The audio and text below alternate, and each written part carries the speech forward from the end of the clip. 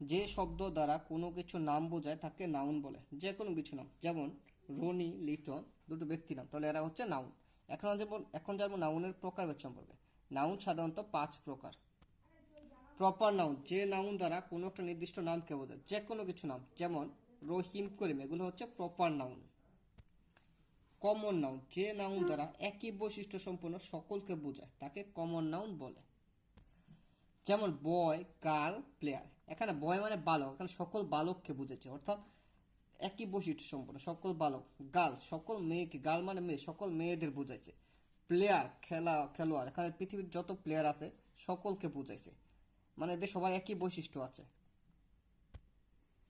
Collective noun, এখানে collective শব্দটির অর্থ হচ্ছে সমষ্টিবাচক, অর্থাৎ কালেকটিভ নাউন মানে সমষ্টিবাচক নাম। একই বৈশিষ্ট্য সম্পন্ন সকলকে না বুঝিয়ে যদি কয়েকজনকে বোঝায়, বড় দলকে না বুঝিয়ে যদি ছোট দলকে বোঝায়। যেমন এখানে প্লেয়ার, পৃথিবীর সকল প্লেয়ারকে বুঝাচ্ছে, এটি হচ্ছে কমন নাউন। এখন যদি এটি কালেকটিভ নাউন, এখানে গ্রুপ হচ্ছে একটি কালেকটিভ নাউন, অর্থাৎ একটা ছোট একটা প্লেয়ারের গ্রুপ বুঝেছে, এই জন্য এটা হচ্ছে কালেকটিভ নাউন। অর্থাৎ যেটি বড় পরিসরে বোঝায় এটি হচ্ছে কমন নাউন, যেটি বড় পরিসরে বোঝায় সেটি হচ্ছে কালেকটিভ নাউন, যে কমন নাউন। যেমন প্লেয়ার পৃথিবীর যত প্লেয়ার আছে, যত খেলোয়াড় আছে সবাইকে বোঝায় প্লেয়ার, অর্থাৎ এটি অনেক বড় পরিসরে বুঝেছে। গ্রুপ, একটি প্লেয়ারের গ্রুপ, একটি খেলোয়াড়ের গ্রুপ, এটি ছোট পরিসরে বুঝেছে, তাহলে এটি হচ্ছে কালেকটিভ নাউন। অর্থাৎ বড় পরিসরে বুঝাইলে কমন নাউন এবং ছোট পরিসরে বুঝাইলে কালেকটিভ নাউন। আশা করি সবাই বুঝতে পারছেন। ম্যাটারিয়াল নাউন, ম্যাটারিয়াল নাউনের বাংলা অর্থ হলো বস্তুবাচক নাউন, যে নাউন দ্বারা বস্তুবাচক জিনিস বোঝায়। যেমন অয়েল, ওয়াটার। এখানে আরেকটা জিনিস বলে রাখা ভালো, এরকম বস্তুবাচক জিনিস হতে পারে যেগুলো 1, 2, 3, 4 এগুলো গণনা করা যায়, এভাবে গণনা করা যায়। যেমন অয়েল, তেল, ওয়াটার, পানি, এগুলো 1, 2, 3, 4 এভাবে গণনা করা যায় না।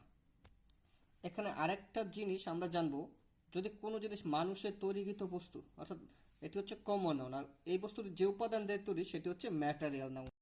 এখানে আরেকটি জিনিস জেনে রাখা ভালো, ম্যাটেরিয়াল নাউন ও কমন নাউনের ক্ষেত্রে যেটি কনফিউশন হয় সেটা হচ্ছে কোন মানুষের তৈরিকৃত কোনো বস্তু হচ্ছে কমন নাউন, আর সেটা যে উপাদান দিয়ে তৈরি হয় সেটি হচ্ছে ম্যাটেরিয়াল নাউন। যেমন মানুষের তৈরিকৃত বস্তু একটি হচ্ছে টেবিল, রিং। কোন টেবিল তৈরি হয় উড দিয়ে, তাহলে উড হচ্ছে ম্যাটেরিয়াল নাউন। রিং তৈরি হয় গোল্ড দিয়ে, তাহলে গোল্ড হচ্ছে ম্যাটেরিয়াল নাউন। অর্থাৎ আমরা যে বস্তুগুলো তৈরি করি, যেমন টেবিল, রিং, এগুলো হচ্ছে কমন, রাইট? এগুলো যে বস্তু থেকে, যে উপাদান দিয়ে তৈরি করি সেগুলো হচ্ছে ম্যাটেরিয়াল নাউন। যেমন টেবিল উড বা কাঠ দিয়ে তৈরি, রিং গোল্ড দিয়ে তৈরি। আশা করি সবাই বুঝতে পারছেন। অ্যাবস্ট্রাক্ট নাউন, অ্যাবস্ট্রাক্ট নাউনের বাংলা হচ্ছে গুণবাচক নাম বা ভাববাচক নাম। অর্থাৎ যে নাউন দ্বারা কোনো ব্যক্তি বা বস্তুর দোষ, গুণ, অনুভূতির নাম বোঝায় তাকে অ্যাবস্ট্রাক্ট নাউন বলে। যেমন অনেস্টি, সততা, এটি একটি abstract noun. Honesty, happiness, happiness অর্থ সুখ, অনেস্টি সততা। আর এগুলো হচ্ছে কোনো ব্যক্তি বা বস্তুর দোষ, গুণ। যেমন অনেস্টি, সততা, এটি একটি গুণ। হ্যাপিনেস, এটি একটি গুণ। আবার স্যাডনেস, এটি হচ্ছে দুঃখ, কোনো ব্যক্তি দোষ বোঝে। তাহলে এগুলো হচ্ছে অ্যাবস্ট্রাক্ট নাউন। আশা করি সবাই বুঝতে পারছেন। কারো কোথাও বুঝতে অসুবিধা হলে কমেন্ট বক্সে জানাবেন। আর আমাদের ভিডিওটি ভালো লাগবে সবাই চ্যানেলটি সাবস্ক্রাইব করে দেবেন আর আমাদের পেজটি ফলো করে দেবেন। সবাইকে ধন্যবাদ।